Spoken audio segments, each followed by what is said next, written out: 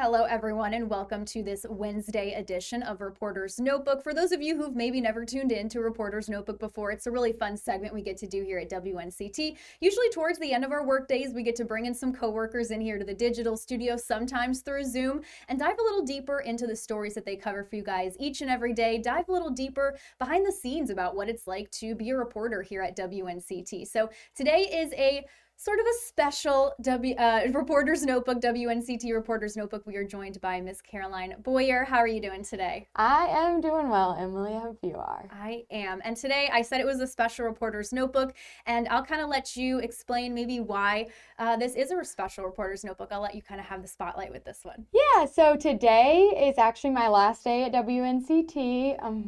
I'm always getting emotional about things, y'all. I can cry at the drop of a hat.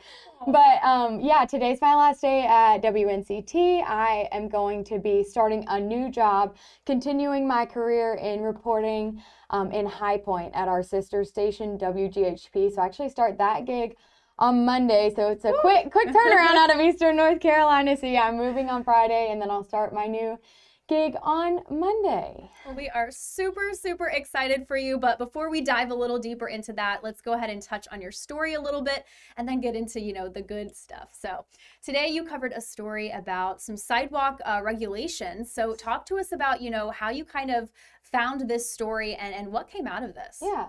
So I have a man who I've been in contact with a lot of other stories because he's an advocate for lots of different things.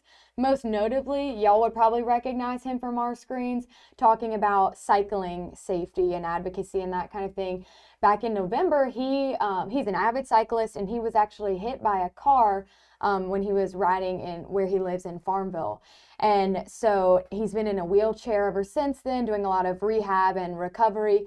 And being in a wheelchair for the first time in his life, he started to recognize the inaccessibility of some sidewalks in the city of Greenville and in some other areas in Pitt County. And so he's been in contact with the State Department of Transportation and the city of Greenville, because depending on which road it is, depends on what jurisdiction it falls under, essentially. But basically, under the Americans with Disabilities Act, sorry, y'all, this is like a lot of information, so I'm trying to make it as easy to understand as possible. But under that act, state and local governments are required to update their sidewalks to meet code every time they resurface or repave or alter roads, essentially. So there are several roads that have been repaved, and the sidewalks haven't been brought up to code in Greenville. Some, like I said, being the State Department of Transportation's issue, and some being the city of Greenville's issue. And the State Department of Transportation actually spoke with them. They are hoping that in the next fiscal year to start tackling Greenville, but they've already brought all the ones up to code in Winterville, and now they're working on Farmville as well. So just kind of shedding a light to, it's hard, if there's not a ramp to get up to the sidewalk, then it's hard for people who are wheelchair bound or have disability. So Stephen Hardybraz, the man who's really advocating for this, is just trying to make our sidewalks more accessible and our roads just more safe for everyone. Absolutely. And of course, that's so important. And really in the last couple of years, I even kind of noticed a lot of more talks and discussions about wheelchair accessibility for buildings, for government buildings, because a lot of people were realizing, hey, a lot of these, public buildings don't have access. So this is a great topic of conversation, a great thing to bring up, and it kind of sheds some light on, like you said. So thank you so much for covering this. I think this is really important. And like Caroline said, this is a lot of information. Yes. This is a big story she covered for today. So of course, if you guys want to learn more and get into the nitty gritty of that, of course, that story will be on our website, WNCT.com. So you guys can check that out. But let's transition now into kind of, the fun/sad part of Reporter's Notebook, our little farewell to you. We've had such a great time with you. You've been here, 2 years here at WNCT, and you've anchored, you've reported, you've, worked mornings, you've worked nightside, you've done hurricane coverage, you've done literally all of it. So I would love to hear, talk to us about kind of the last 2 years here at WNCT. Are you sad to leave? I know you said you were, but are you sad to leave? What was, I guess my best question for you is there a favorite story that you've covered in your 2 years here? Because, we do, or you guys do about 2 stories every single day. So that could be a lot to pick from. So is there one that really kind of stands out to you? Oh gosh, that is a tough question. I feel like my favorite types, maybe I'll narrow it down to my favorite type of story that I've done, because I've just done so many different types of things. I mean, when I was on night side my first year reporting here, and I love the breaking news I got to do with that and the experience I got with that.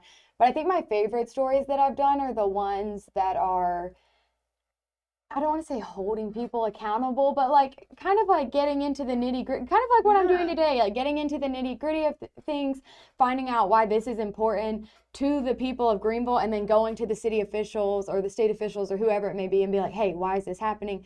Let's get answers. So I think the stories where I can get answers, and we can't always come up with a solution, but even getting the word out is enough to make some sort of a change. So I think those have been my favorite types of stories. So I guess it's only fitting that I reported on one for my last day being here today. Absolutely. Well, I'm going to kind of play a little video montage here of some clips of Caroline throughout the last 2 years reporting.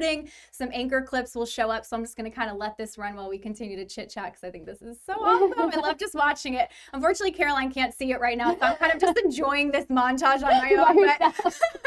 But talk to us about, again, you've done hurricane coverage. You've done, working early in the mornings, late at night. So how has it been kind of learning to transition as a reporter throughout the last 2 years? Because for a lot of us, this is our very first reporting job ever out of college. So how has that kind of been transitioning over the past 3 years through all these different, avenues? Yeah, absolutely. And like you said, for me, this was my first job outside of school. I graduated in May of 2020 during a global pandemic, so didn't actually get to graduate. A lot of uncertainty for everyone during that time in the very beginning of the lockdown.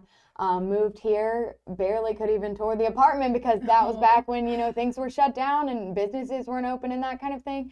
And I just think ever since then, this is such a great area to start. We get so many different opportunities to, the hurricane coverage. We do get the breaking news here.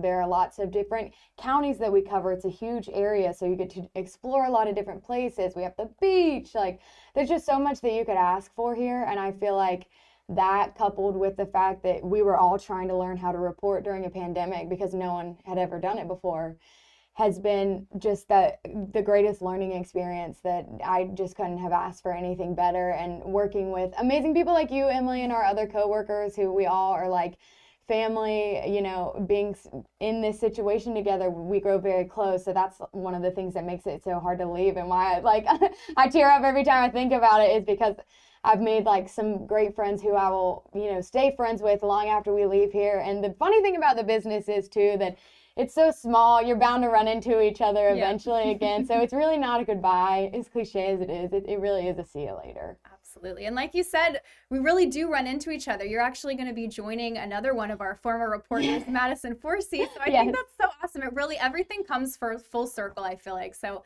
how amazing. And we are so, so excited for you. Thank and so you. happy to have spent the last 2 years with you. You've been a phenomenal reporter, a credible reporter.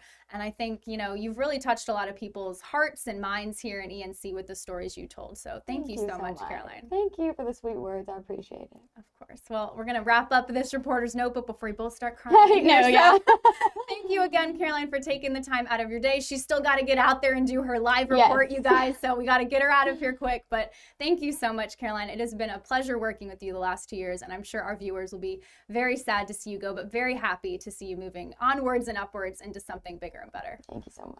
Awesome. Well, thank you guys for joining us for this reporter's notebook, and we'll see you next time.